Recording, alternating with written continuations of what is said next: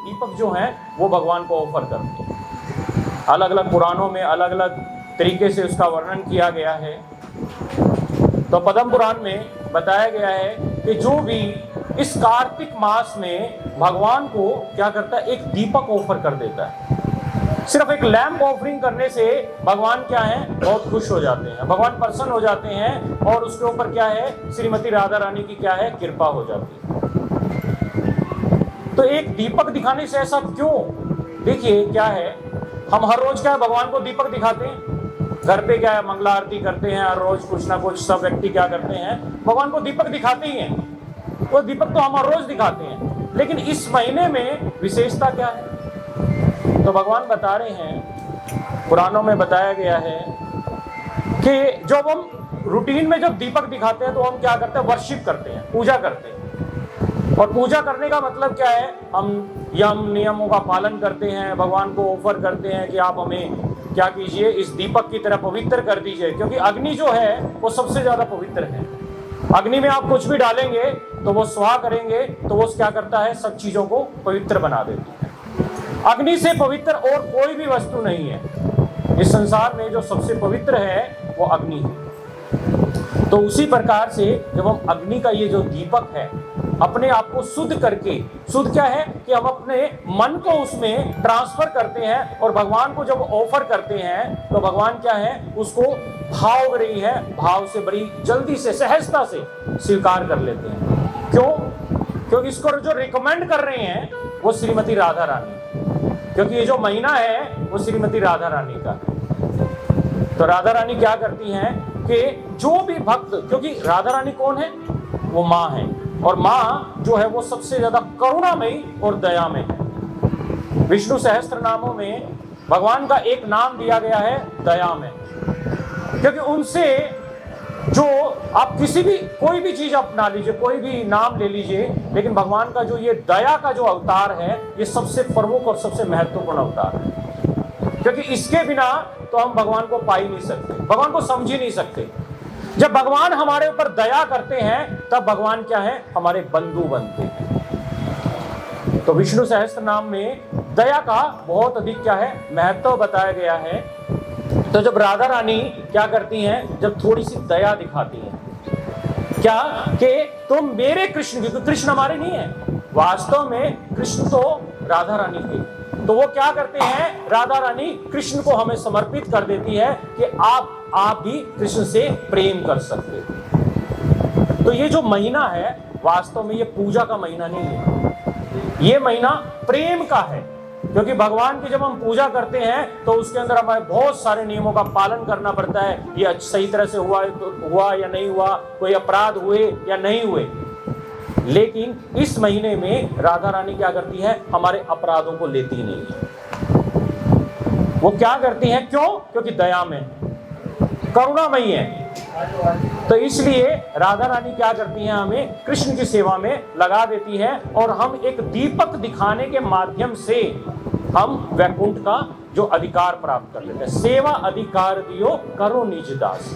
तो हमें सेवा का क्या करती हैं, अधिकार प्रदान कर देती हैं कि अगर आप भगवान को दीपक दिखाते हो तो तुम वैकुंठ वासी बन सकते हो, गोलोक वृंदावन वासी बन सकते हो। तो इतनी महानता है इस कार्तिक मास की। और इस कार्तिक मास में हमें क्या करना चाहिए, किस प्रकार से हमें भगवान को रजाना चाहिए, क्योंकि थोड़े से कार्य करने से, थोड़ी सी सेवा करने मात्र से क्या है, भगवान बहुत जल्दी आकर्षित हो जाते हैं।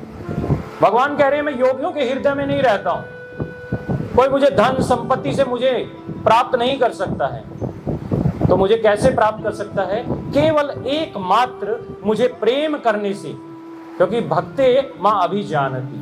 भगवत गीता में भगवान बोल रहे हैं केवल भक्त ही मुझे जानता है, जन्म कर्म चय में दिव्यम, और वो मेरे जन्म और कर्मों को समझ सकता है।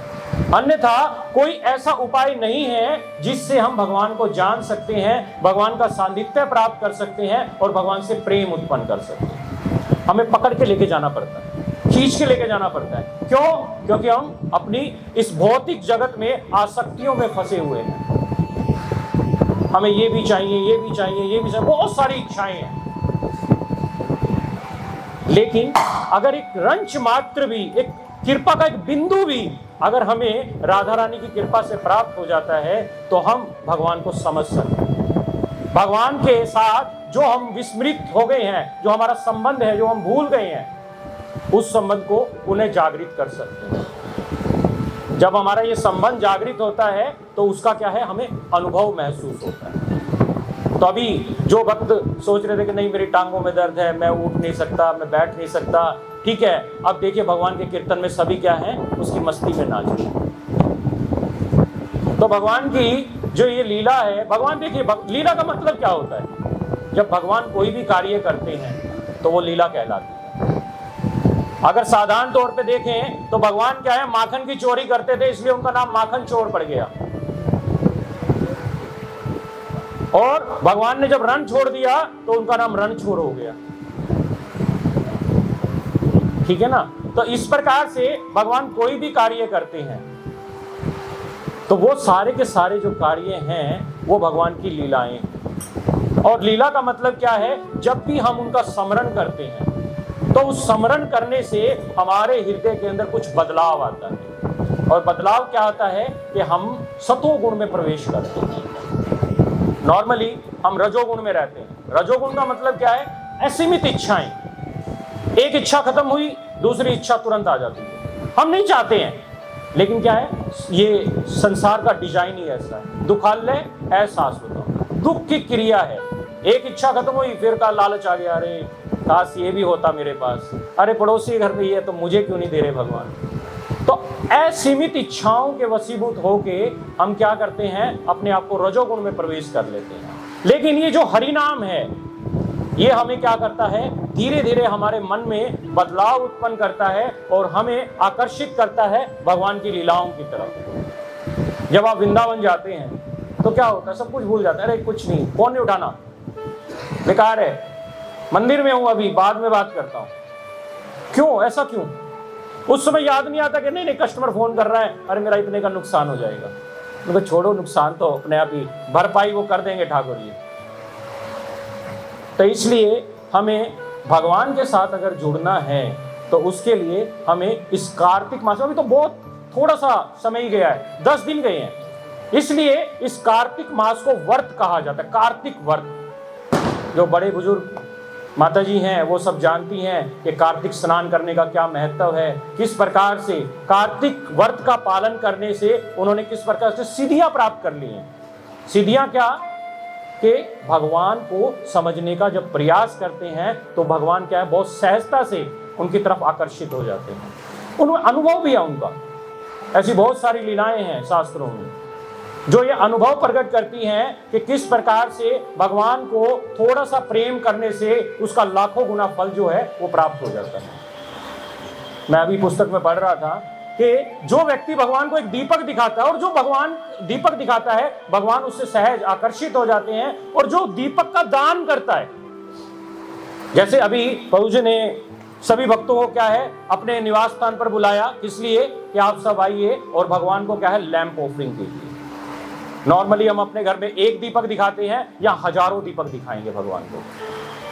तो भगवान क्या है, उस हजारों को 1 लाख से गुना कर देते हैं। तो सोचिए कितना फल प्राप्त होता है।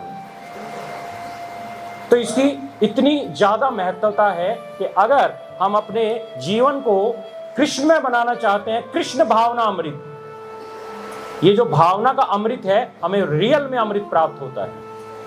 क्यों? क्योंकि हमारी जो भावना है वो सतोगुण में चली जाती है। और सतोगुण में जाने के बाद क्या है, केवल हम हरि का नाम लेते हैं, जिससे हमारा जो मन है वो भगवान की तरफ आकर्षित होता है। जब भी हम वृंदावन जाते हैं क्या करते हैं, हमारा जाने का लक्ष्य क्या होता है वृंदावन? एक ही लक्ष्य होता है कि भगवान को हम भूले ना, याद करते रहे। कोई भी मिलता है रास्ते में, राधे राधे, हरे कृष्णा, ऐसे बोलते हैं ना। जहां पर पेड़ों पे भी देखते हैं वहां पर भी श्री राधे श्री राधे श्री राधे।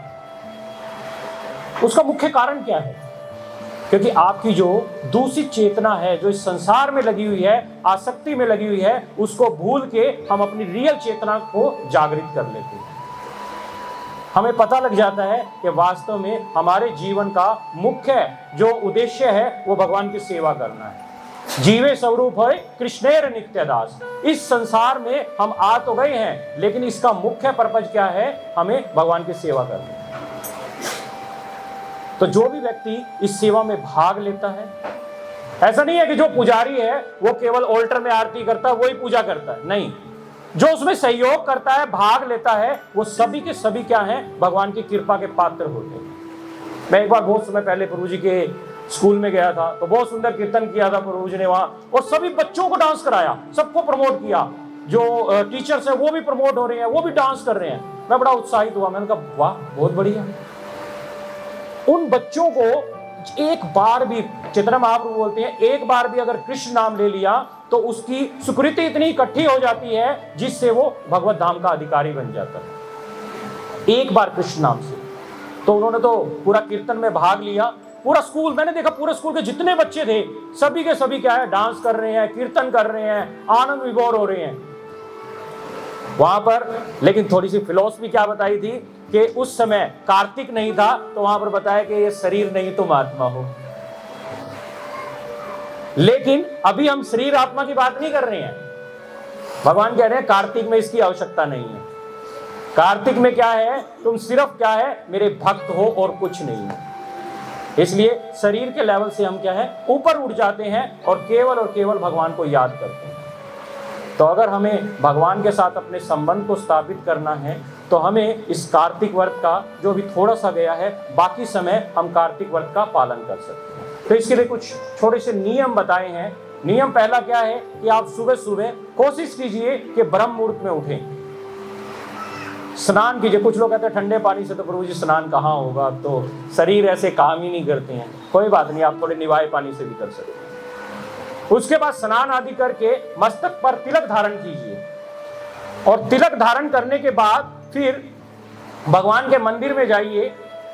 मंदिर में जाने के बाद, अपने घर में भी मंदिर है आपका, भगवान को शयन से उठाइए। जिसके घर पे लड्डू गोपाल जी हैं या राधा कृष्ण हैं, गौर निताई जी हैं या अन्य जो भी डिटीज हैं, उनको शयन से उठाइए, उनको बाल भोग लगाइए, उनको पुष्प ऑफर कीजिए। जब मंदिर में प्रवेश करें तो आपको राइट पांव आगे रखना है। ये नियम होता है कि जब हम मंदिर में प्रवेश करते हैं तो हमें राइट पांव आगे रखना चाहिए। और फिर उसके बाद क्या? भगवान को प्रेम, ये प्रेम है भगवान के प्रति। अगर आप ये दिन प्रक्रिया ऐसे ही करेंगे, कार्तिक कर लेंगे, तो डेफिनेटली भगवान आपके ऊपर इतनी कृपा करेंगे कि आप उसको अपने जीवन में परमानेंट ढाल लेंगे। और इससे आपके जीवन का जो वास्तविक जो उद्देश्य, हमें लगता है कि हम कमाने आए हैं, वो तो हमें हर जन्म में नया सेटअप मिलना है। अगली बार भी मनुष्य बन गए तो भी हमें फिर कमाना है। पशु बन गए तो पशुओं का कमाना क्या है? वो दिन भर ढूंढता रहता, भोजन कैसे मिलेगा। हमें गधा नहीं बनना है। जैसे धोबी का गधा क्या होता है? वो क्या करता है? दिन भर काम करता है। किस लिए? अरे मालिक थोड़ी सी ना घास देगा, उसी के लिए। तो हमें वो गधा नहीं बनना है। हमें क्या है? हमारे जीवन के वास्तविक लक्ष्य को पहचानना है। जब हम वास्तविक लक्ष्य यही है कि हम भगवान के इस प्रक्रिया के साथ जुड़े, भगवान के साथ अपने संबंध को स्थापित करें, और हर रोज, अभी 20 दिन और हैं, तो हमें हर रोज क्या करना है? भगवान को लैंप ऑफरिंग करनी है, और कुछ नहीं करना है। और सिर्फ आपने एक चीज और करनी है। वो क्या करनी है? प्रार्थना करनी है। दो ही चीजें होती हैं। पहला क्या है? प्रयास। तो आप ये चित्र देख रहे हैं, इसमें यशोदा मैया क्या कर रही हैं? इसमें यशोदा मैया भगवान को बांधने का प्रयास कर रही हैं। ये जो चित्र है, इसमें भगवान का जो स्वरूप है वो दामोदर स्वरूप है, क्योंकि दाम का मतलब होता है रस्सी, और उधर भगवान के पेट को रस्सी से बांधा जा रहा है। यशोदा मैया प्रयास कर रही हैं कि किसी ना किसी तरीके से मैं कृष्ण को बांध दूं। क्यों बांध दूं? क्योंकि बहुत शरारती हैं, उनका कहना ही नहीं मानते, मटकी तोड़ देते हैं, गोपियों का माखन चुरा लेते हैं, बहुत कंप्लेंट आ रही है। तो भगवान क्या है? इस प्रकार से अपनी लीलाओं को संपन्न करते हैं। तो जब ये सारी चीजें होती हैं तो भगवान को मैया क्या करते हैं? रस्सी से बांधने का प्रयास करती है। क्यों? क्योंकि भगवान क्या अपने घर में ही चोरी कर रहे हैं, माखन खा रहे हैं और साथ में बंदरों को भी खिला रहे हैं। तो ऐसी सिचुएशन देख के मैया को ये कंफर्म हो गया, हो ना हो ये सच बोल रही थी गोपियां कि ये माखन जो है ना, ये कृष्णा ही चुरा रहे हैं। तो आज तो मुझे क्या है, इसको दंड अवश्य देना है। तो मैया की प्रक्रिया यही थी कि मैं इसको लाठी, जैसे मैया ने क्या है छड़ी उठाई और छड़ी से मारने का प्रयास किया, तो भगवान क्या है रोना शुरू कर दिया और भगवान की आंखों में से क्या है झूठ मूठ के आंसू निकलने लग गए और जो काजल है वो चारों तरफ मुंह पर फैल गया। तो बच्चा जब आप देखते हैं, माता जी को ज़्यादा पता है कि बच्चे का जब काजल चारों तरफ फैल जाता है तो वो बहुत अच्छा लगता है और भगवान तो क्या है बिल्कुल घुंघराले बाल हैं, ठीक है, और जो छाती जो हार पहने हुए हैं वो हिल डुल रहे हैं, कानों के कुंडल हिल डुल रहे हैं, और जो भगवान के जो मुख है वो इतने सुंदर लग रहा है और उनके होठ जो है वो बिल्कुल लालिमा है, विमला फल जो है उसकी तरह है। तो इस प्रकार से बहुत सारा गुणगान है, वो हम अभी जब भजन गाएंगे इसमें तो उसमें आपको उसका बखान भी पता लग जाएगा कि भगवान के बारे में कैसे कैसे उसकी सुंदर कथाएं बताई गई। तो उस प्रकार से मैया ने क्या किया, जब भगवान को बांधने का प्रयास किया तो 2 उंगली छोटी रह जाती, तो और रस्सी लेके आए और रस्सी लेके आए, और जितनी गोपियां हैं उनका हाँ ठीक कर रहे हो राधा, ठीक कर रहे हो यशोदा, तुम इसको जरूर बांधो, इन्होंने बहुत, इस कृष्णा ने हमें बहुत परेशान किया है। तो लेकिन वास्तव में क्या है, हर बार 2 उंगली छोटी रह जाती है। अब चलिए आप बताइए, इसमें राधा रानी आपको नजर आ रही है इस चित्र में? यहाँ पे ये जो चित्र है इसमें राधा रानी कहीं नजर आ रही है? तो हम यशोदा दामोदर जो है और एक राधा दामोदर बोलते हैं हम, जयो राधा दामोदर राधा दामोदर राधे, हम ऐसे बोलते हैं। तो राधा रानी तो नजर ही नहीं आ रही है, कहाँ है राधा रानी इसमें? कोई बताएगा आप में से, कोई नए भक्तों में से बताएगा कि राधा रानी कहाँ पर है? ओके, यस गुरु जी।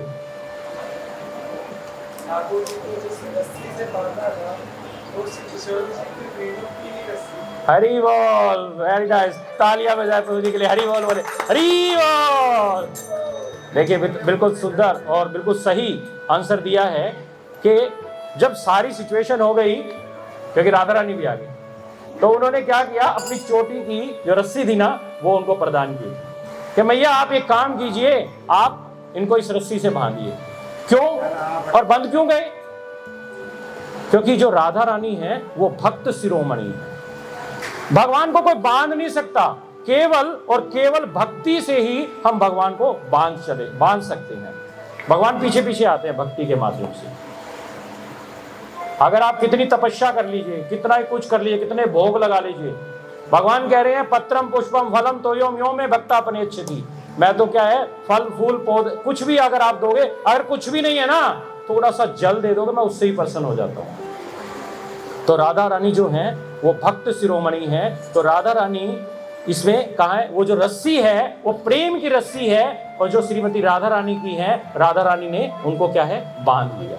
क्योंकि भगवान का नाम है, एक नाम है मदन, और जो मदन को भी मोहित कर देती है उसका नाम है मदन मोहिनी।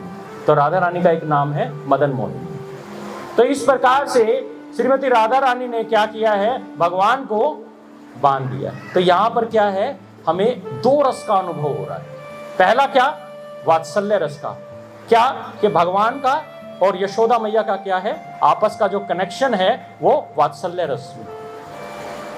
फिर भगवान को कोई बांध नहीं सकता है, तो इसके लिए भगवान की जो शक्ति है वही भगवान को बांध सकती है, क्योंकि भगवान की जो शक्ति है वो भगवान की सर्वोत्तम सेविका है, भक्त हैं।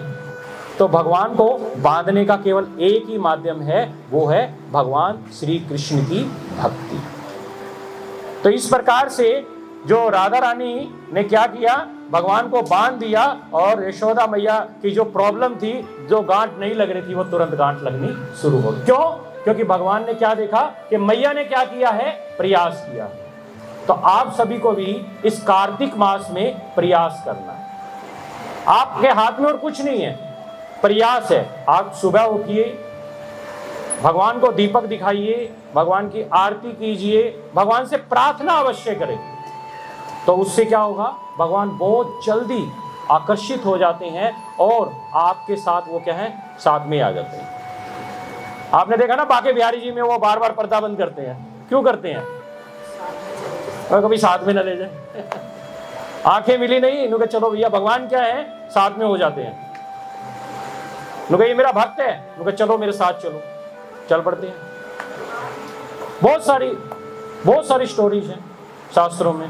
विमल मंगल ठाकुर जी की स्टोरी है, आंखों के अंधे हो गए थे, भगवान साक्षी गोपाल की, भगवान को साक्षी मान लिया कि हाँ आप साक्षी हो कि ऐसे ऐसे एक ब्राह्मण ने वचन दिया है। तो बोले हाँ ठीक है। उनके पास गए, तो बोले भगवान आपने वचन दिया था, चलो मेरे साथ, उस वचन का पालन करो। तो भगवान कुछ बोले नहीं, तो बोले चलो, चल क्यों नहीं रहे?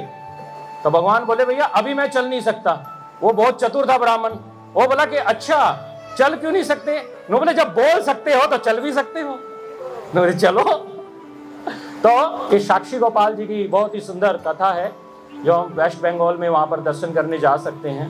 तो इस प्रकार से भगवान क्या है, इस कार्तिक मास में बहुत ज्यादा क्या करते हैं, प्रेम प्रदान करते हैं। पूजा तो हम हर रोज ही करते हैं, लेकिन अगर प्रेम करना है तो इस कार्तिक मास का पूर्ण रूप से लाभ उठाइए, जिससे क्या है कि आपको इसका पूर्ण लाभ ये मिलेगा कि आप भगवान को आकर्षित कर सकते हैं और भगवान को अपने हृदय में विराजमान कर सकते हैं। भगवान बोल रहे हैं कि मैं विश्राम कहाँ करता हूँ, अपने भक्त के हृदय में करता हूँ।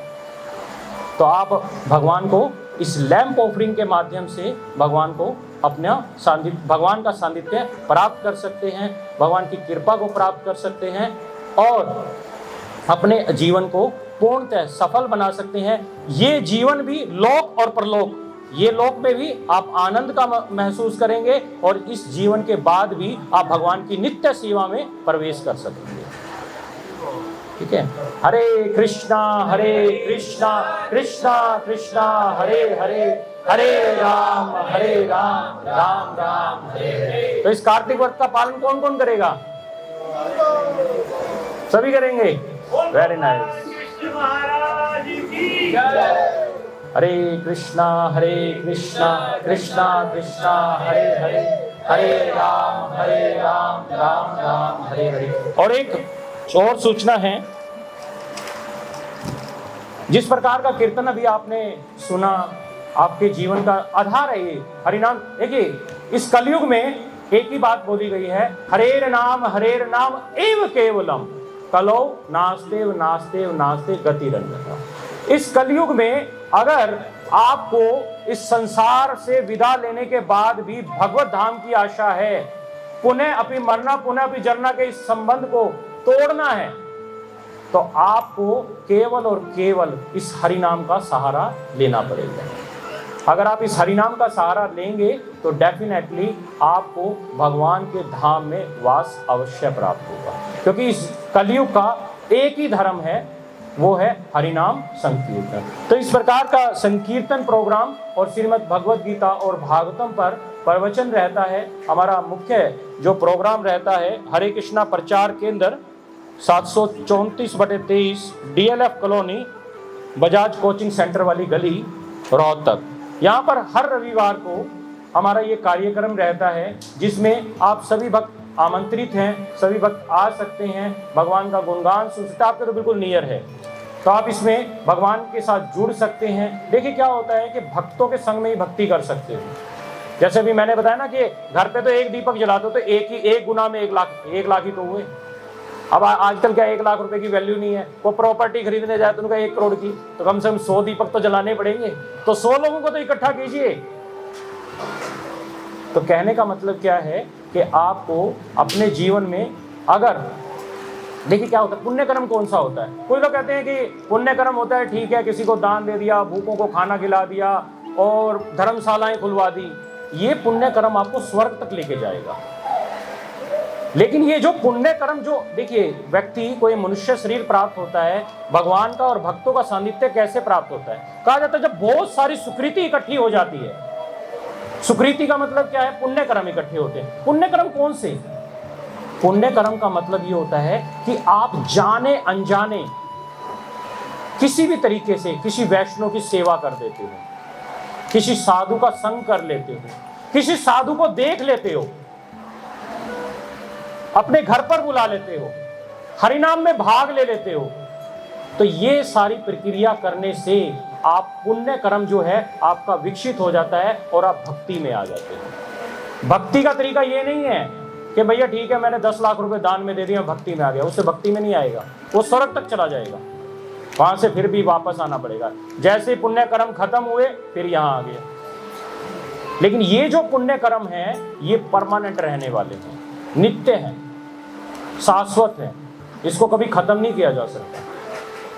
तो आपको इस संसार में उन्हें वापस नहीं आना पड़ेगा। तो आप हमारे प्रोग्राम में आ सकते हैं और इसका लाभ उठा सकते हैं। हरे कृष्णा उत्सव का हर संडे रहता है और सबके लिए फीस्ट प्रसाद भी होता है। भक्तों के संग में हरिनाम लेने का अपने आप में ही महत्व है और आपको बहुत सारी जानकारी प्राप्त होगी कि किस प्रकार से शास्त्रों में भगवान की लीलाओं के बारे में, भगवान की कथा की जाती है, कि किस प्रकार से हम भगवान को याद कर सकते हैं, समझ सकते हैं, उनका सान्निध्य प्राप्त कर सकते हैं और अपने इस वास्तविक जीवन को सफल बना सकते हैं।